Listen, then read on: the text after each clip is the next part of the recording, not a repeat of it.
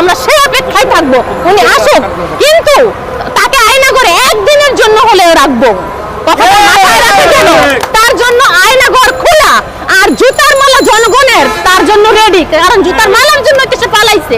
সে কেন পালাইছে? পদত্যাগ যদি নাই করে, জমা যদি নাই দেয়, সে কেন পালালো? কেন সে থাকলো না? আমরা তো চাইছি সে থাকুক, চলে গেল কেন? আমরা আবারও চাই সে আসুক, পদত্যাগ যেহেতু দেয় নাই আসুক।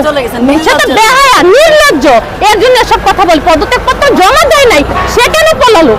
কেন? আমরা কি বাধ্য করতে পালাইতে? আসতে বলেন ওনাকে, ওয়েলকাম, আমরা যাবো ওনাকে আনতে। আয়নাঘর তো আছে, 1 মিনিটের জন্য হলে ওনাকে আয়নাঘরে আমরা রাখবো।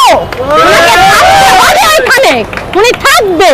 কারণ মানুষ যতটা কষ্ট করছে সে স্বজন হারার বেদনা বুঝে, কিন্তু সন্তান হারানোর বেদনা সে বুঝে না। তাকে বুঝাইতে হবে, ঠিক আছে? তাই তাকে আসতে বলেন, আপনাদের মাধ্যমে হোক, যে কোনো মিডিয়ার